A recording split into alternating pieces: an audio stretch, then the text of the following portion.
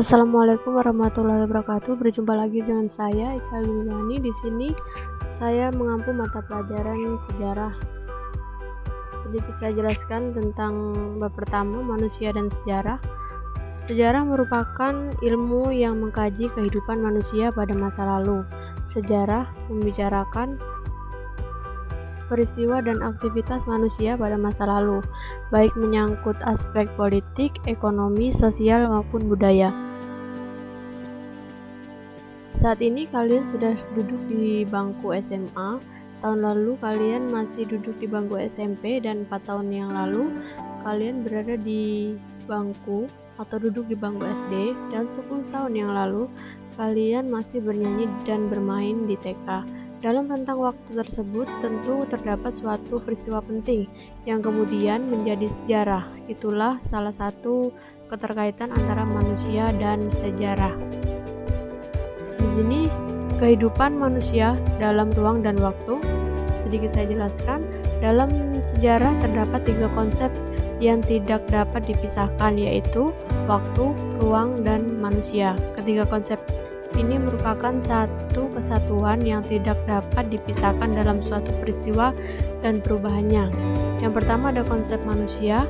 Unsur manusia memiliki peran penting dalam peristiwa sejarah. Manusia merupakan pelaku atau aktor utama, atau juga bisa disebut pelaku utama yang sangat menentukan suatu peristiwa sejarah. Mempelajari sejarah dapat diartikan juga kita mempelajari sejarah manusia. Sebagai aktor sejarah, manusia memiliki kemampuan berpikir yang merupakan cikal bakal munculnya ide kreatif. Ide kreatif inilah yang merupakan embrio terbentuknya kebudayaan. Kemudian yang kedua ada konsep ruang. Ini maksudnya, ruang itu merupakan tempat terjadinya berbagai peristiwa, bagi peristiwa alam maupun peristiwa sosial dan peristiwa sejarah dalam proses perjalanan waktu. Ruang merupakan unsur penting yang harus ada dalam sejarah. Apabila diibaratkan dengan sebuah pertunjukan, ruang merupakan panggung ketika peristiwa sejarah berlangsung. Yang ketiga ada konsep waktu. Di sini konsep waktu dalam sejarah berkaitan dengan kapan peristiwa itu terjadi. Waktu dapat diartikan sebagai satu kesatuan seperti detik, jam, hari, minggu, bulan, tahun, dan abad. Menurut Kamus Bahasa Indonesia, waktu merupakan seluruh rangkaian saat proses pembuatan dan keadaan berlangsung. Konsep waktu dalam sejarah mencakup 4 unsur, yaitu perkembangan, kesinambungan, pergaulan, dan perubahan. Di sini saya jelaskan sedikit. Perkembangan itu terjadi apabila masyarakat mengalami pergerakan berturut-turut dari satu bentuk ke bentuk yang lain.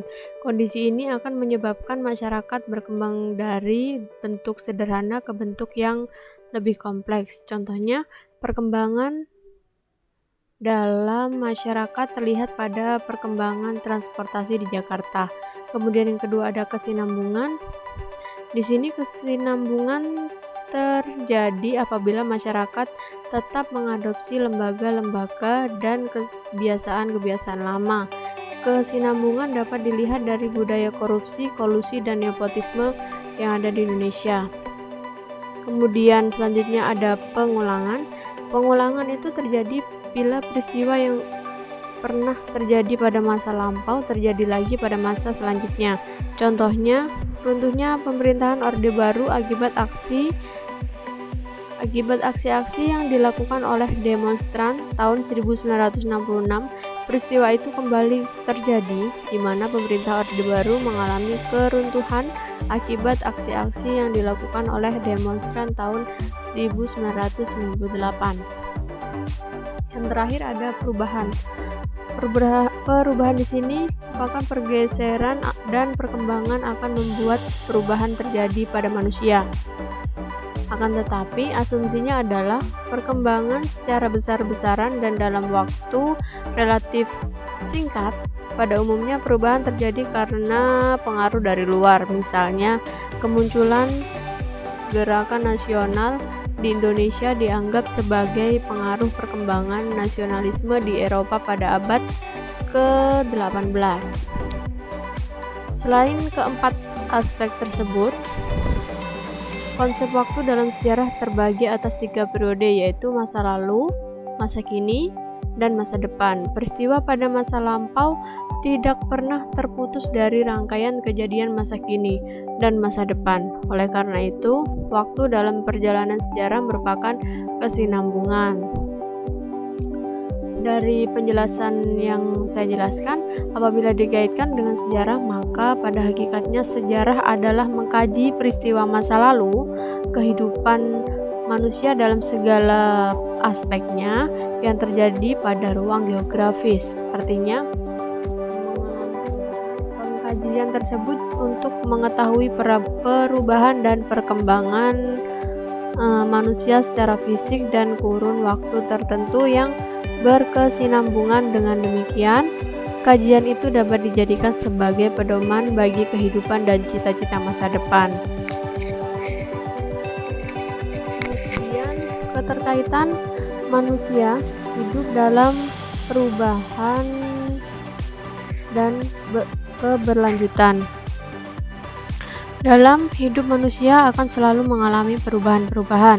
Perubahan tersebut dapat berupa perubahan yang menarik atau tidak menarik, perubahan-perubahan yang pengaruhnya terbatas ataupun luas, serta ada pula perubahan-perubahan yang berlangsung lambat maupun yang berjalan dengan cepat. Perubahan manusia tersebut terjadi terus-menerus dan berkelanjutan. Perubahan satu akan memberikan pengaruh pada perubahan berikutnya. Di sini pertama ada kehidupan manusia dalam perubahan.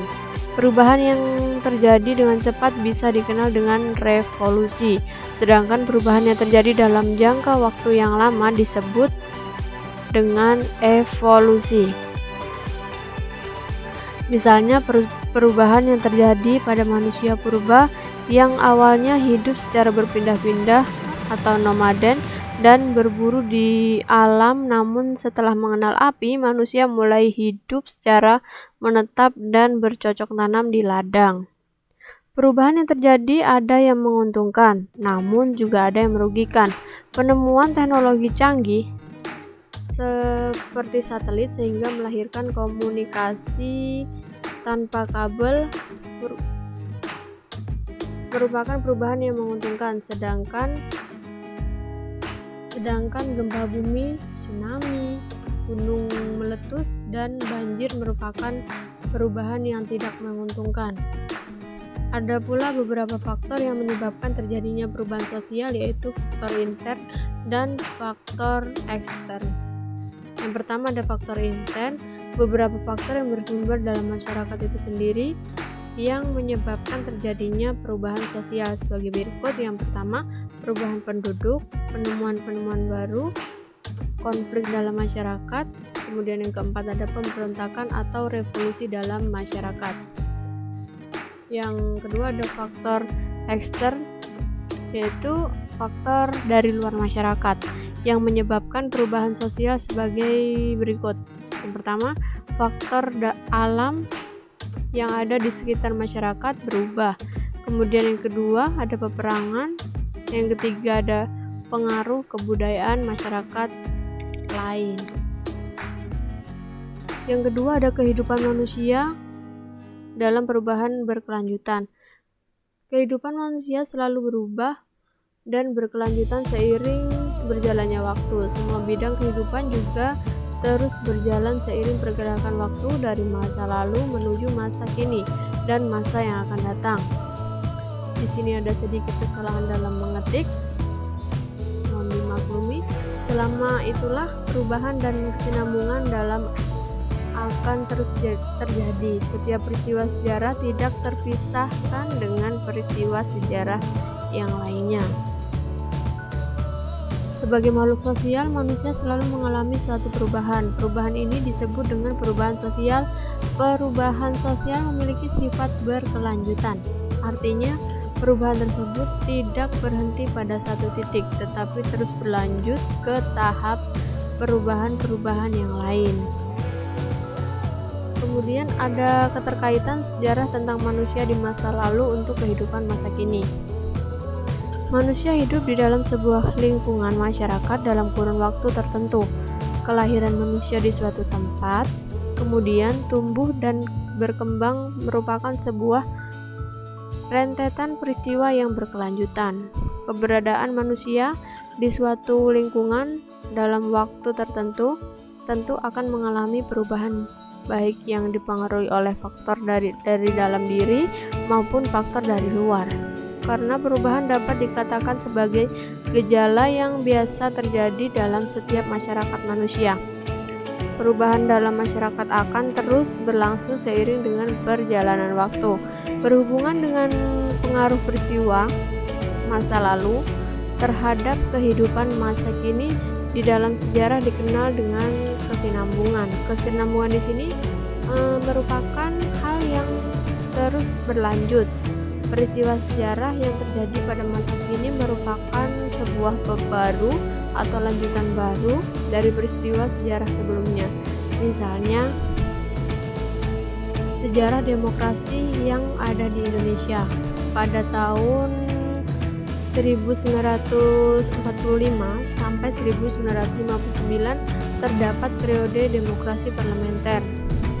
Akan tetapi demokrasi ini kurang cocok diterapkan di Indonesia karena dalam prosesnya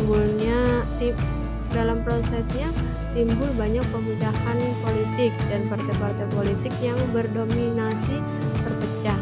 Selanjutnya pada tahun 1959 sampai 1965 demokrasi beralih menjadi demokrasi terpimpin yang didominasi oleh politik presiden dan berkembangnya pengaruh komunis dan peranan tentara ABRI dalam politik nasional.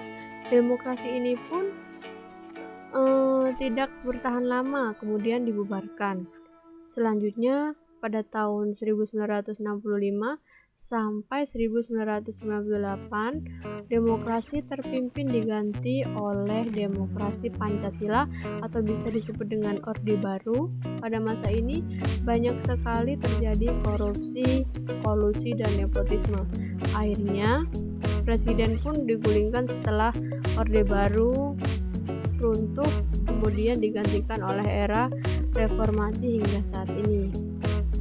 Demikian penjelasan dari Ibu. Kita ketemu minggu yang akan datang. Terima kasih. Wassalamualaikum warahmatullahi wabarakatuh.